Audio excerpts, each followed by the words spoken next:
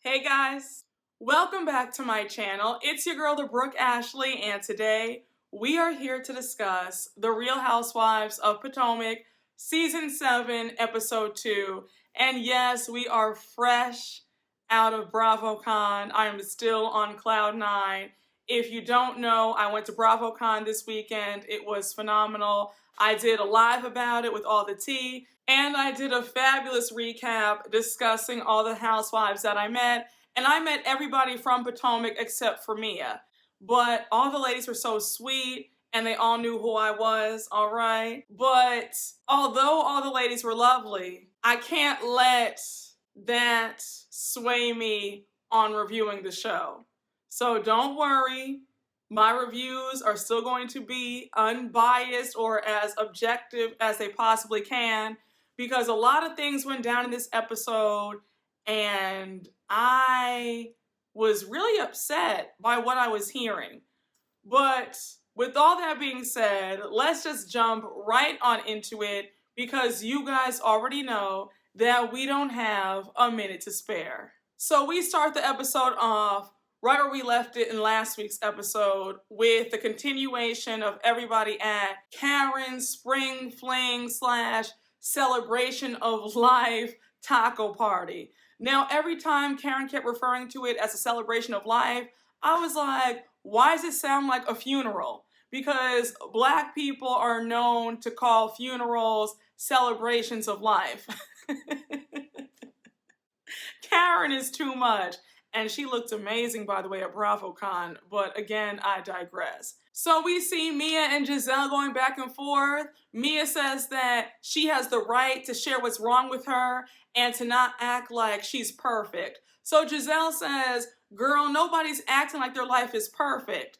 So now Mia's like, what's wrong with me sharing? And mind you, the whole party is watching them go back and forth. So you have the husbands watching, then you have Wendy, Candace, and Escala at the side watching it all go down. And I'm thinking, can y'all not do this right here at somebody's party? Have some class. That is one pet peeve of mine, when folks will try to intentionally bring drama to an event.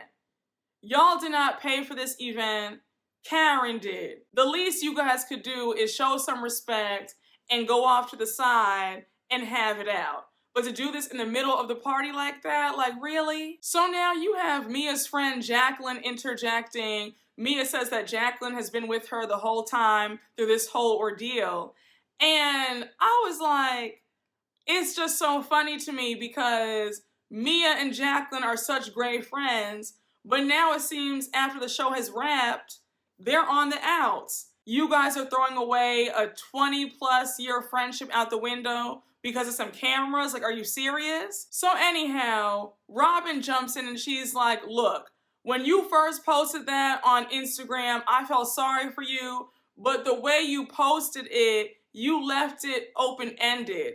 And I just felt like you were doing this for attention. And then Robin goes on to say that Mia's not going to sit up here and put the blame on her and Giselle, and that everybody else in the group has felt the same way. She says that Karen also had questions, Ashley has questions, Candace has questions, and we see a clip of Candace saying that she doesn't believe Mia either. Now, let me clear this all up. Since I was at BravoCon, I was at the Potomac panel, and Mia said out of her own mouth that she is cancer-free. There is no cancer. So Mia is all right, okay? So let's just put that out there right now. She confirmed it with her own mouth that she's fine, no health issues, and she's cancer-free. Now, I started screaming because Jacqueline was like, this isn't a game, this is Mia's life.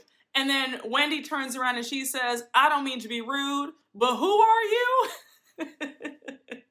Wendy was low-key saying, pipe down, sis. You're only a friend of, you're doing too much. Like, calm it down. Now, in my opinion, I am getting very thirsty vibes from Jacqueline already, even though we're only 2 episodes in. I don't know if I'm gonna like her. I get the impression that she's about to do way too much to try to secure a full-time spot. So Robin says, look, Mia, at the end of the day, you left it as a cliffhanger about your health. So now Jacqueline cuts in again and she says, well, it is a cliffhanger because she's still waiting to find out. And like I told you guys a few minutes ago, Mia confirmed it at BravoCon that she does not have cancer and she's just fine. So it's no longer a cliffhanger and we no longer have to do this throughout the season, okay? So in the midst of all this, Charisse walks in and Karen's face was tight. Karen makes it known that her and Charisse are cordial, but they're still not on the best of terms. And she didn't invite Charisse to her party. So we learned that Robin invited Charisse, and Robin says in her confessional that if Karen is still angry over the past, that she needs to get over it because Charisse is her friend. Now, while I was screaming to see Karen hit Charisse with that church hug, that, you know, I'm only doing this just to be friendly, but I can't stand you, I have to say, I forgot why they had beef. I forgot why Karen was still mad at Charisse. And if I'm not mistaken, Karen said a lot of stuff about Charisse too. Like, Karen was no innocent victim in all this because Karen and Charisse used to go at it all the time. So I'm like, Karen, you said some really shady stuff to Charisse too now. I'm just saying. Now, Charisse, I get that you're filming a TV show. I understand that you want to come back on the Potomac as a full-time cast member for season 8. But I have too much pride to show up to a party that I was not invited to. Karen has your number. Despite it all, she can reach out to you. And Robin inviting you instead of Karen, I don't know if I would have gone. That's just me personally. And I wonder how it feels for Charisse with the fact that she's the one who put this cast together. She's the one who knew all of them. She pitched the show to Bravo. It got the green light. And now they're all on this show and she's off. It reminds me a lot of Mariah Huck from Married to Medicine, how she put the show together and she's been off the show now for ages. That has to feel like a slap in the face. So the party's going on, everybody's having a good time, the food is being passed around, the drinks are flowing. We have Mia talking to Karen. She's being super dramatic, saying that God has called her to share her story and she will gladly do the work that he wants her to do. I said, Mia, please don't bring God into this. I said, I know God was looking at Mia like, girl, what work do I have for you? Can you stop? So now we have another special guest arrive to Karen's party, and it's no other than Katie Ross from season 1. Now, we all remember Katie. She was there for season 1, and then came back season 4 as a friend of, and then that was that. I do feel sorry for Katie. I hope that she was able to receive a nice check being on camera, because if you know all about her personal life and all the drama that's gone on there, it's a hot, raggedy mess, and her financial situation is in dire straits. So I said, I hope that Bravo paid her a nice check. But, you know, it was cool to see Katie. Katie is still the same old Katie. Candace had me screaming when she said, the last time I saw Katie, she had disappeared when we were in the Cayman Islands. And I know a lot of you guys want to see Katie come back, but I can bet you guys money that Katie probably will never come back in a full-time capacity ever. But anyhow, Giselle walks up to Katie and she's like, Katie, good to see you. You do know that you're Ray's crush, right? So Katie's like, what? I am? So now she walks over to Ray. Ray was so happy to see his girl. He was like, Katie, how you doing? So Katie hugs Ray and then she squeezes his butt.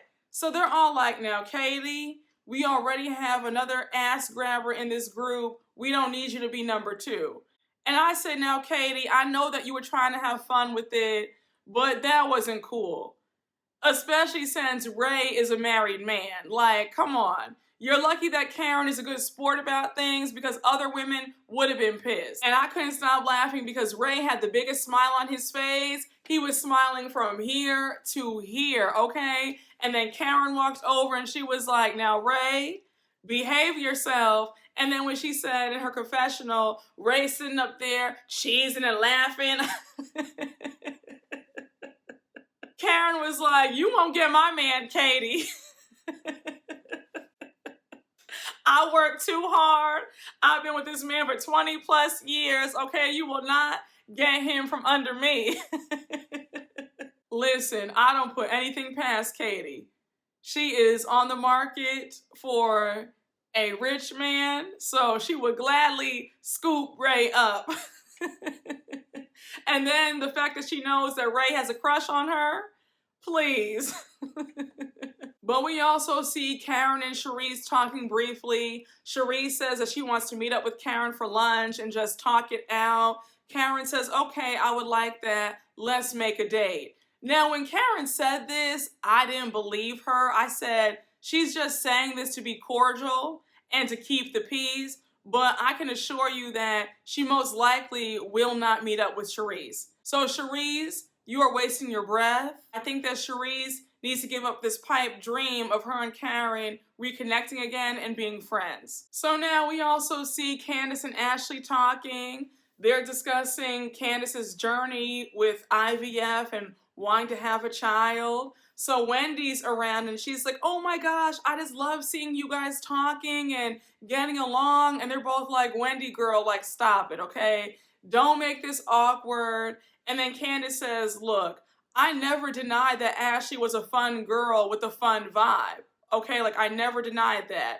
I always thought that she was cool. Now, let me just tell y'all some tea in case you did not watch my latest live about BravoCon. When I talked to Ashley, I said, Ashley, I have to say, I'm really happy that you and Candace are going to get along this season. And Ashley looked at me and she said, girl, keep watching. And I said, what does that mean? And Ashley let me know that her and Candace fall out again later on in this season and that they are still not on the best of terms. So I just said, well, damn. So while they're going to be okay for a few episodes, later on, it's going to take another turn. So don't anybody get their hopes up about this Ashley and Candace newfound friendship. It really trips me out about Ashley and Candace because on paper, they should be the best of friends. They have so much in common. So it's just so weird that the people who have the most in common with each other can't seem to get along. It's weird. Then we have Karen reading off this awful speech from her phone. She's talking about let's all have some fun because the Grand Dame is back. And they were all like, where did the Grand Dame go? Because you've been here the whole entire time. Wendy really had me screaming because she said, I mean, did she go from the liquor store and then back? Like, where'd she go? Because I'm confused. But we see everybody dancing. They're all having a good time. We see Candace and Chris leave early because they're on their way to Vegas because Candace is attending the Grammys. And once again, this is how you utilize the platform. Make the platform work for you. She is doing what needs to be done. Albums, TV shows, movies, that's how you parlay your Real Housewives career. So now we jump to a short scene with Karen. She's at her plastic surgeon's office because remember that she recently got a breast augmentation. She got a lift. So she says that at this stage in her life, she's doing this for her and not for Ray. Now, the way she keeps emphasizing that Ray isn't too happy with this newest surgery, it seems like her storyline is about to be more issues with Ray. Child, let me find out that the Hugers aren't as happy as they're trying to portray. Because she just keeps hinting at some things and I'm like, girl, what are you trying to say? Because Karen talking about their age difference and how she's still going and he wants to slow down and she's not here for all that. I just said, I'm reading in between the lines and it just seems like there might be some trouble. Because 2 seasons ago, we saw they had a counselor come in and Karen was complaining that Ray wasn't affectionate enough and he wasn't saying, I love you. So I'm like, I don't know what's going on, but I think it's interesting that Karen is always saying that I'm doing this for me, not for Ray. I don't really care what he has to say about this. Like, I'm doing this because I want to. Just interesting. But I have to say, I met Karen this weekend. She looked great. Body was snatched.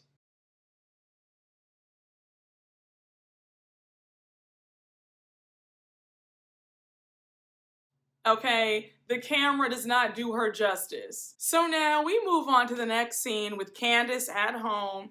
She's cooking some dinner. I think she said she was making chicken stew. But anyhow, her sister comes over and we learn that while her sister's house is being built, she's now living with Candace and Chris for the time being. But anyhow, they're talking about how busy Candace is. Candace is like, yeah, I'm trying to release this album, also trying to finish school, and also be somebody's mama in between all that.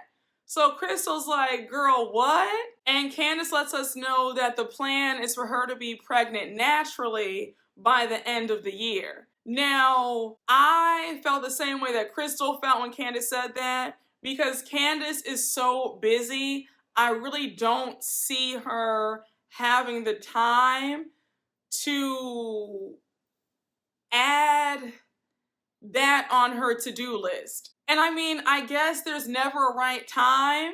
Well, that's actually true about everything, to be honest with you. There's never a right time to follow your dreams, or, you know what I'm saying? So I guess you could keep putting it off, like, well, I'm busy, or, you know, I'm not ready yet. Are you ever truly ready for anything? So I get it. I think that it's either now or never. So you know what? Scratch all that. If Candace thinks that she's ready for motherhood now, then I guess she's ready, because you're never truly ready for anything. You have to make it the right time.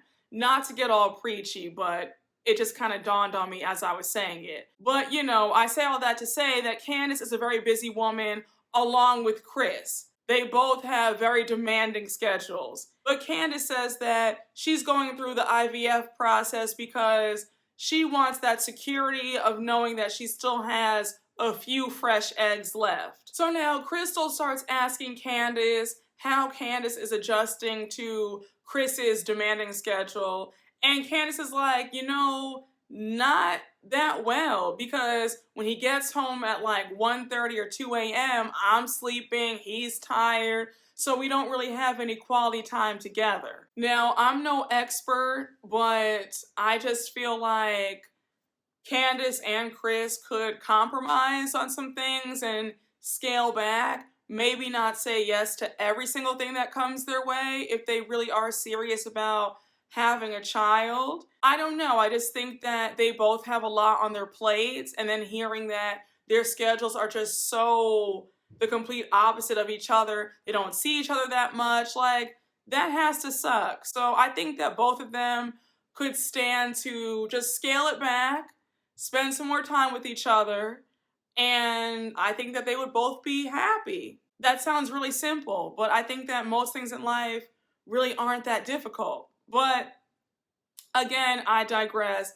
I'm hoping that Candace has a very smooth journey on her road to motherhood. So now we jump to the next scene with Ashley at home with her babies, and her friend Deb comes over. We learn that Ashley and Deb met at a mommy play group. So first things first, it was clear that Deb wanted to have a moment, because she was asking Ashley the shadiest of things, and I couldn't stop laughing. I said, somebody wants a spot on this show as either a friend of or a full-time cast member. But again, I digress. And also, Ashley, that spread that you had during this scene was not it. Ashley had champagne, which is always good, but she had champagne with some chocolate glazed donuts, and I don't know what else she had, but I said, girl, where is the charcuterie? Where are the crackers? Where are the pita chips? Where is the prosciutto? Where are the olives? Like, I don't want a chocolate glazed donut with champagne.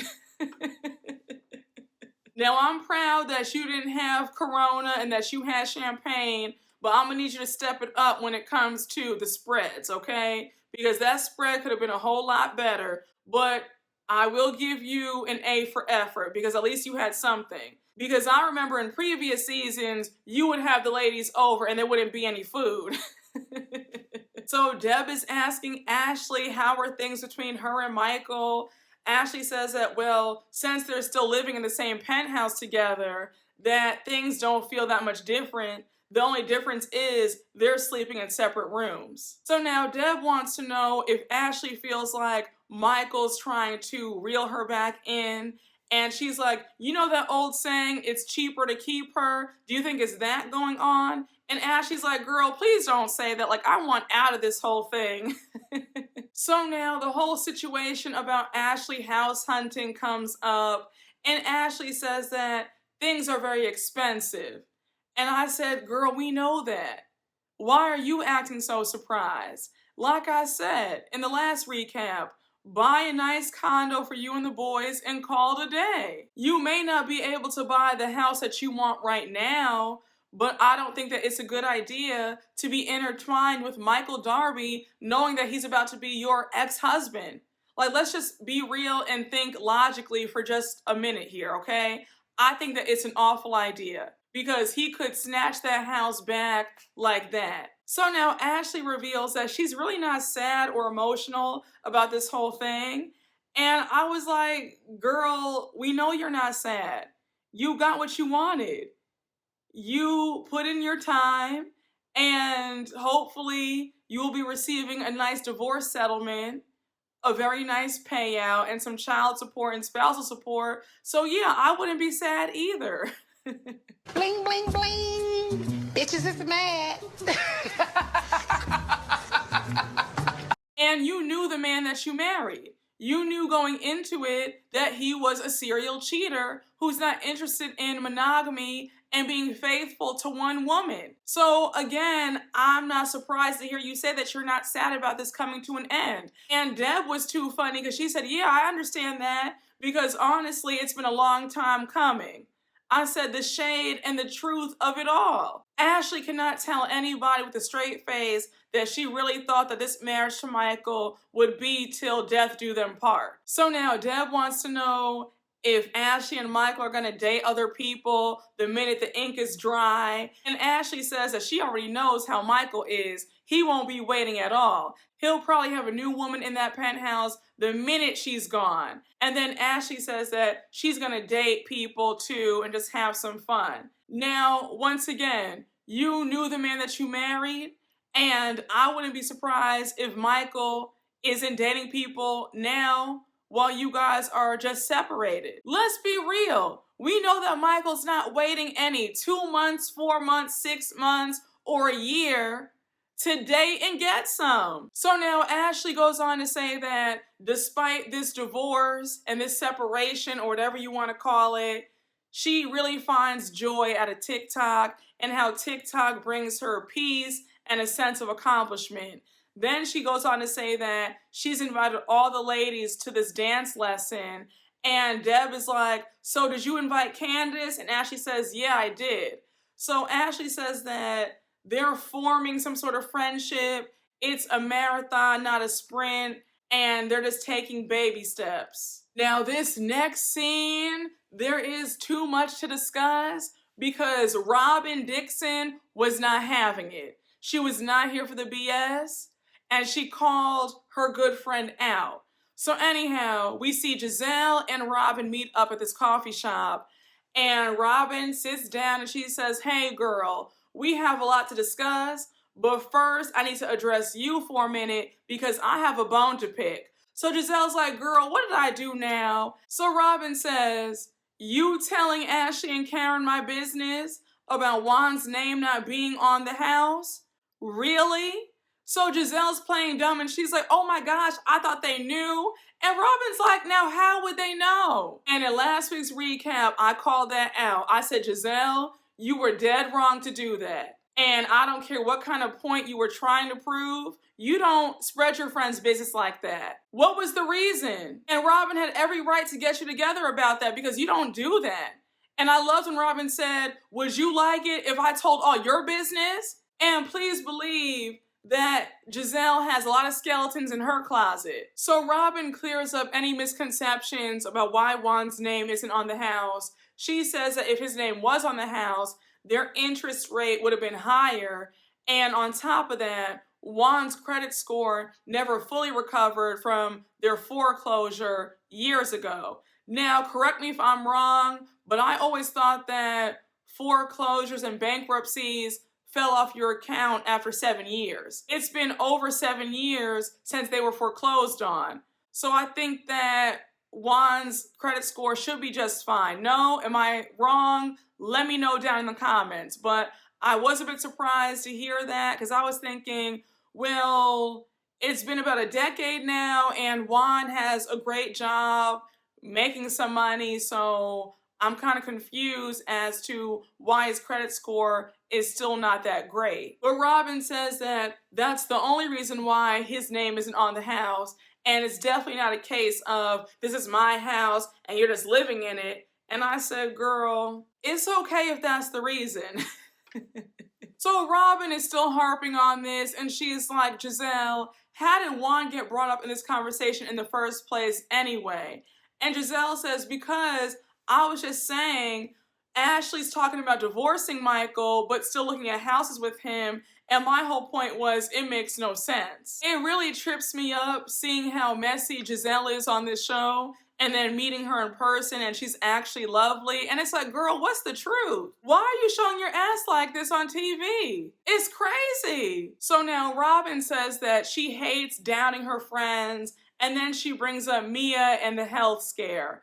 So she checks Giselle on Giselle's delivery about that, and she's like, girl, it's the way you say things sometimes, not what you say. And that's very true. It's definitely all about the delivery and time and place, because you really can say anything for the most part.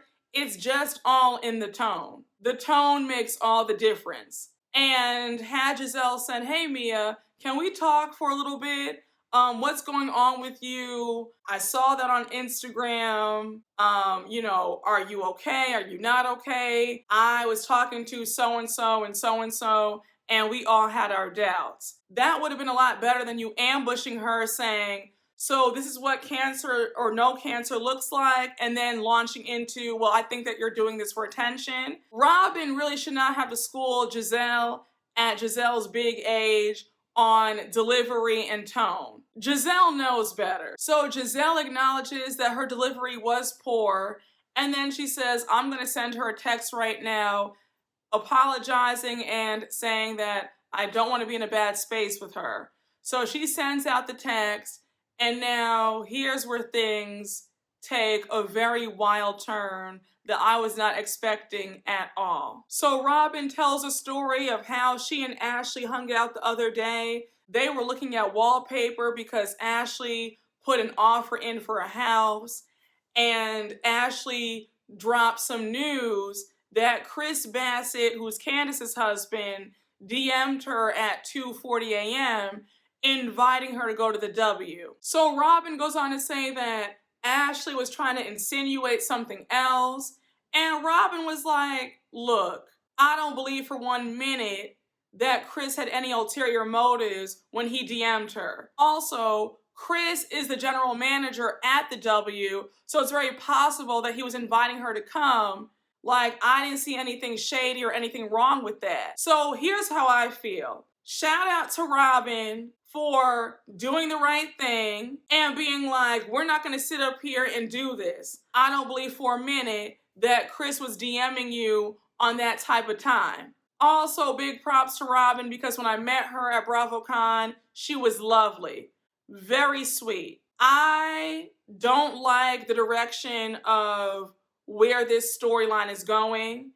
I'm annoyed that Chris even let his guard down with Ashley, where he would reach out to her, because you know how Ashley is. Ashley is always looking to make somebody look crazy, and she will use anything for a storyline. Ashley is somebody that you need to always watch, because she will do anything for a check. She knows good and damn well that Chris Bassett was not trying to get at her in that sort of way. Of all people in this group, he already knows the friction that you and his wife have had over the years, so it definitely wouldn't be you, sis. If he was trying to sneak and creep on the low, it would not be you. And Ashley also gives me misery loves company, because her man is a cheater. She wants to sit up here and act like somebody else's man is a cheater too. I think it eats her up inside that somebody on this cast actually has a faithful man. Ashley, you're trying it and you know it. And if you and Candace fall out the way you told me that you guys do later on, I definitely understand why. This isn't right. So Robin says it's not like he was trying to slide in her DMs. And then Gizelle says, no, he was sliding. He slid. So now Robin's like, girl, you know good and well that that's not what this was. So now Gizelle says, you're giving him the benefit of the doubt. And Robin says, I am. So now Gizelle says that Chris slides in her DMs too, and it makes her feel uncomfortable. So Robin's like, I mean, yeah, we all communicate with each other, so yeah, I mean, it makes sense. So now Gizelle brings up last year's reunion and how she didn't like what he did to her. Now, her phrasing it in that way makes it seem like something sinister happened, and I didn't like that. So Gizelle says, I felt like he was waiting for me. So she reveals that I guess Chris was upset with Candace or whatever, and he was like, Gizelle, can I talk to you in private for a moment? So she says, sure. So she says that they go to her dressing room, and she assumed that her glam team was in there, and they weren't. So she said that she felt very uncomfortable, very weird, being in the dressing room with a married man by herself. So Gizelle says that as a woman who was married to a serial cheater, she never wants to give the appearance or the optics that she's doing something funny with somebody else's husband. And while I understand that, that's not what the situation was, and she knows it. So now Gizelle tries to check Robin, and she says, when I told you that he made me feel uncomfortable, you just brushed it off. So Robin says, look, Chris didn't touch you. He didn't say anything inappropriate to you. So I'm unsure as to why you feel the way you feel. So Gizelle goes on to say that many a married man have tried her like that, and she felt like Chris was trying to test the waters. Then she goes on to say that Chris was complaining to her about Candace. So she's like, you know, I mean, come on. He's complaining to me about his own wife. And he probably wanted me to say, well, you know, I can make it better. So Robin's looking at her like, are you serious right now? And Gizelle, this is really a new low. I was really disappointed watching this episode. I couldn't believe it. This is not right. And I know that I can't tell somebody how to feel, but I think that you are reaching. I do not think for 1 minute that Chris would be so dumb to even make a move on you. He already knows how this show works. He knows how you are. I do not think that he would try to embarrass his wife in that way. I think that you're playing on the fact that when they played that game at Karen's house, and it was revealed that Chris thinks that, you know, she's pretty and he has a crush on her, I think that you're doing a lot with it. It's really sad when you can't even feel comfortable being around somebody because you know that they might spin something and turn it into something else. And Gizelle, how would you feel if Robin said that she felt a type of way when you went with Juan to go ring shopping last season? What if she said, well, you know, you were with my man and I didn't like that? I'm just saying, if you want to play these games, then somebody else can play them too. This is ridiculous and you know it. I don't like that. Don't lie on somebody and try to turn this into something that it's not. If I recall, Chris was angry that he felt like Nicki Minaj was going too hard on Candace throughout the reunion. He was probably talking to you about that.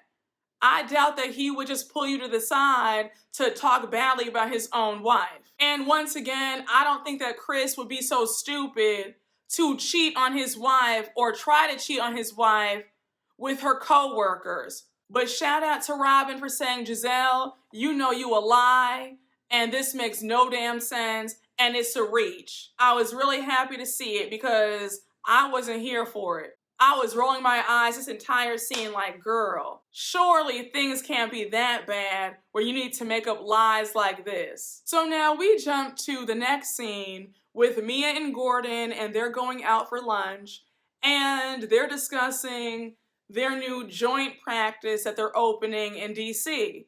So Mia says that she's excited because it's going to be the first franchise in DC, and Mia was born and raised in DC, so it's going to be like a hometown thing. Now, Mia, your latest post on Instagram where you revealed that Gordon's brothers wiped the accounts clean and you guys are now broke. I don't know what's about to happen with you guys opening up another practice in DC. Is that still on the table? Are you guys even owners anymore? Like, what's going on? But I guess we'll find out at the reunion because nobody mentioned it at BravoCon. So I said, okay, I guess we'll have to find out in 6 months. So now we see Mia's friend Jacqueline come to join them, and Mia jokes around that Jacqueline and Gordon just love each other so much, and they're pretty much a throuple. So Jacqueline's asking Mia how she's doing, and Mia says that she had a pathology report from her biopsy and she needs more testing. And so Jacqueline brings up Karen's party and how she was so disgusted by them questioning Mia about her health. So now Jacqueline brings up how Karen was trying to cover her ass at the party and the fact that Karen has known all those ladies longer than she's known Mia, that Karen will always have a little bit more loyalty to them than her. So Mia says that Karen actually texted her before the party informing her that the other ladies did have concerns about her medical condition. And then she says that Karen's text was a translation of, yeah, we've all been talking about you, but we still hope to see you at the party. So now Gordon wants to know if Mia has heard from Giselle since the party, and Mia says, yeah, she actually called me a few days ago, but I was at work so I couldn't answer, and then she texted me and I just left her on red. I want to ask you guys, do you guys think that Mia's gonna be back on for season 8? I could easily see this being her last season. I don't know. I just don't think that Mia is a great fit for this cast. So now we jump to the next scene and we see Ashley and Candace meeting up for dinner. Now, I never thought that I would see the day when these two are going out, just the two of them for a meal, but here we are. So anyhow, Ashley says that she's apprehensive about telling Candace this news about Chris DMing her at 2:40 in the morning. And I said, the reason why you feel apprehensive, because you know that you're full of BS and you're trying to turn this into something that it's not. You know that what you're doing is wrong. So anyhow, they meet up for dinner. They're making small talk. They're both not drinking. Candace is telling Ashley about her IVF journey. Then she brings up the Grammys and she says that it was a great time. It was really awesome meeting up with the executives and just really good for networking. So Candace says, well, how was the rest of the party? And Ashley says, well, we went out afterwards and something happened. So Ashley says, look, Candace, I'm starting to look at you as a friend now, and because of that, I want to tell you this one-on-one. So she says that when she woke up, she received a DM from Chris at 2:40 a.m. inviting her to the W. So Candace is looking at her like, I know you're not trying to tell me what I think you're trying to tell me. Like, are you trying to hint that my man wants you? So Candace says, well, first of all, he works there. So now Ashley says, oh, okay, well, see, I didn't know that. And I said, now that's a lie right there, because I will bet money that if you told Robin this stupid story, then I'm sure that Robin said, girl, you do know that he works there, right, as a general manager? So for you to say, oh, well, I didn't know that, you knew it. You just wanted to tell Candace this to put some doubt in her mind about her own marriage, since your marriage is coming to an end. And your marriage was never on solid ground. You had to do all these tricks for him to stay, and he was barely in the house. He was still cheating on you. And if I were Candace, I would have hit you with the shout out to everybody. I have fun. I'm not doing this with you, Ashley. Oh! Shout out to everybody. I had fun. I gotta be good. So now Candace says, girl, what were you thinking? And Ashley says, no, I mean, I was just thinking like maybe he thought that my homegirl was cute and he was trying to holler. And then I was saying like, I didn't want you to look through his phone one day and then you see that we were DMing and you know, you're thinking that it was something like I want to tell you as a friend one-on-one. So Candace says, look, I appreciate that. I'm going to give you the benefit of the doubt that you're not being shady. And I said, Candace, this right here is where you have made a very grave mistake.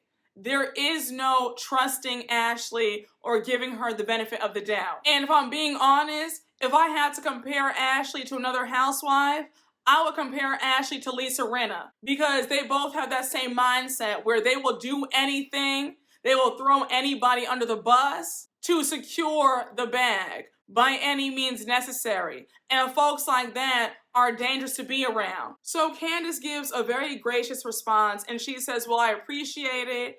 And if Chris were trying to holla at somebody, please let me know because I do the same for you. And then Ashley says, oh, well, I know that. Like you did that to me a few years ago. And the way Ashley said it, I got the impression that she's still upset with Candace for doing that. Candace did the right thing in my opinion. She was trying to spare Ashley the embarrassment. And for all the Candace haters who always want to say that Candace acts like a baby and she can't handle things, Candace handled that conversation very well. She didn't get upset, didn't raise her voice. She was very cool, calm, and collected, and I was very proud of her. So now we get to the day of Ashley's sexy dance lesson. Everybody starts arriving. Robin gets there first, and we know that Robin is chronically late. So this was a special occasion that she was actually on time. And even she was surprised. She was like, wait, I'm the first one here? And they were like, yeah. So then Giselle arrives, and Giselle, you put that wig on and said that that was okay. And then to add insult to injury, you said that that was your Beyonce wig. And I said, girl, Beyonce's wigs are laid. Like, it looks like the hair is coming out of her scalp. Please don't disrespect her like that.